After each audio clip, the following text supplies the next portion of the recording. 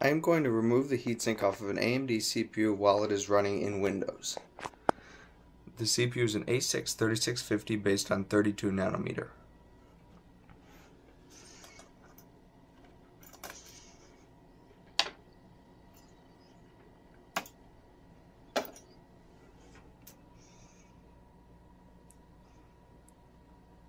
CPU is still showing 48.1 degrees thermal margin. We'll attempt to use Windows and see what happens. You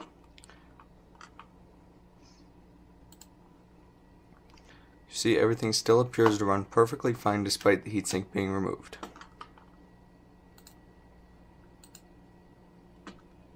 See, the CPU is now reaching about 60 Celsius.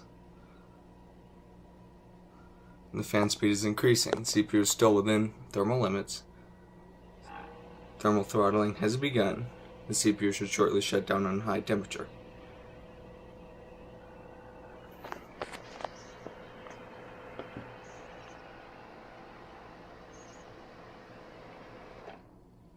See, the CPU just thermal tripped to protect itself from damage. We'll attempt to start it back up once it cools down to see if the system still works properly.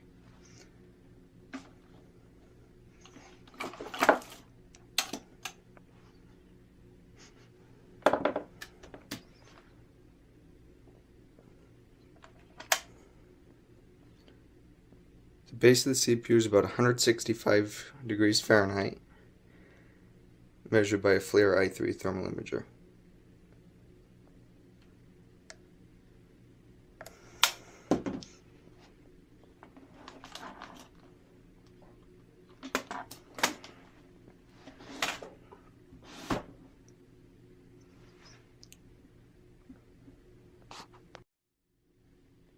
I've reapplied thermal compounds. Let's see if the system starts up as it should.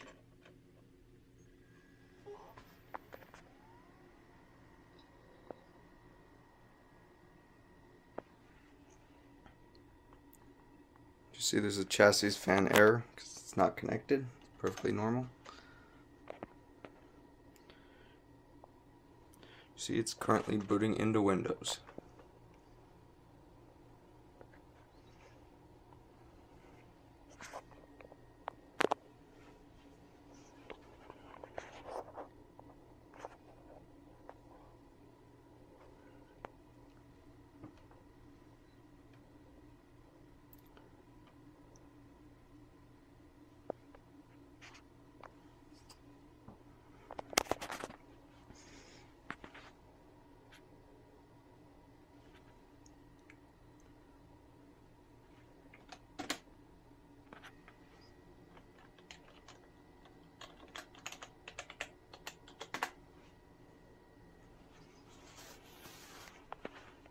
See, it's booted into Windows and everything appears to be working as it should.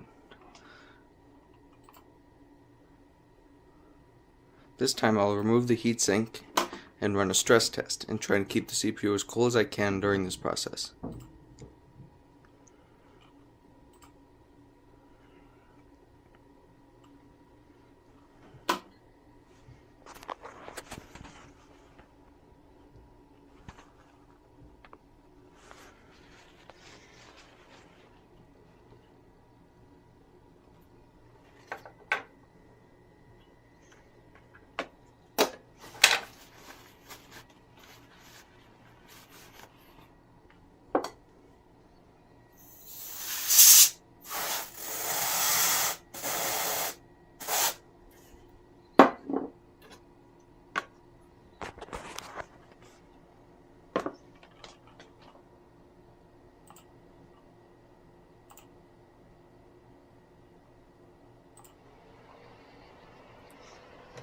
See, the system has already begun to overheat.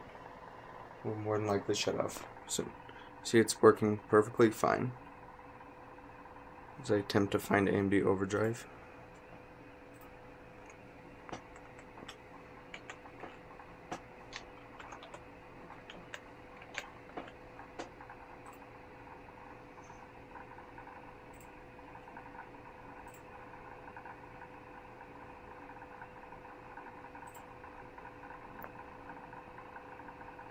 So the CPU has already exceeded thermal limits.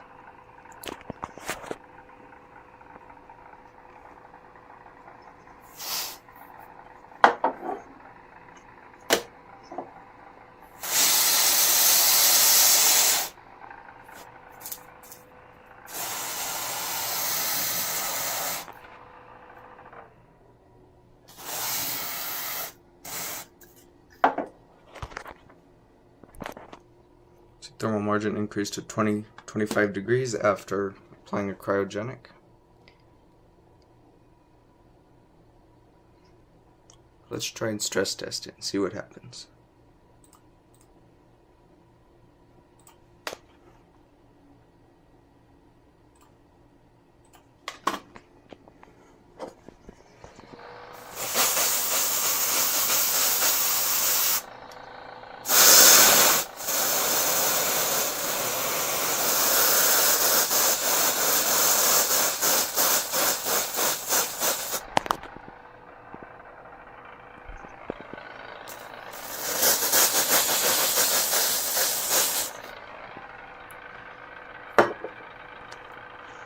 CPU should overheat very shortly, as right now the system is still working perfectly fine. It's very responsive. Just thermal tripped once again. This is the CPU protecting itself from damage. It's completely normal. The system would start up just fine if we tried this again. This is the same board that I removed the heatsink during stress testing.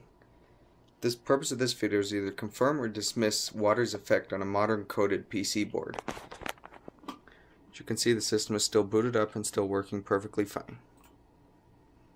So I will pour water over various components and see what happens. First area I'm going to focus on is this chip and resistors right here. So let's find out what happens.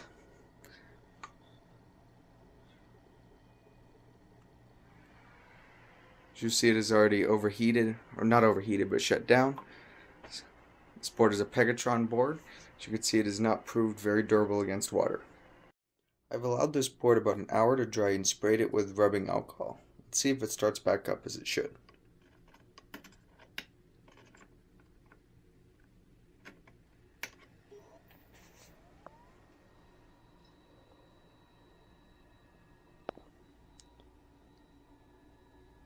As you see, the board appears to be working even after having water poured on it. See, it's booting into Windows currently, and I'll explain why this happens. Water is slightly conductive, so it could have bridged a connection under the CPU, basically confusing it, leading the fan speed to go very high and to lose video. Once the water dries, however, the board will return to normal. This is true with almost all PC boards. See, everything appears to be working. Fan is spinning. The board appears to be booting into Windows. See, successfully started up. Enter my password and we'll see if it still continues to work.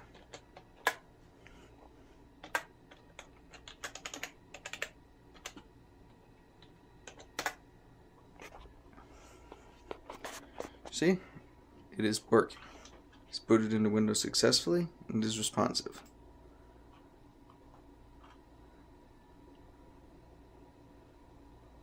Water is usually not damaging to PC boards as they are coated. However, it can lead to short-term damage, as it may bridge a connection under the CPU socket, leading to basically confusion. Everything appears to be working properly.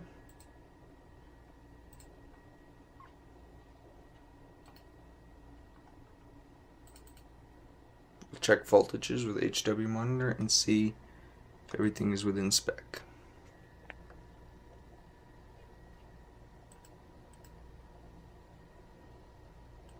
Everything appears to be working perfectly fine.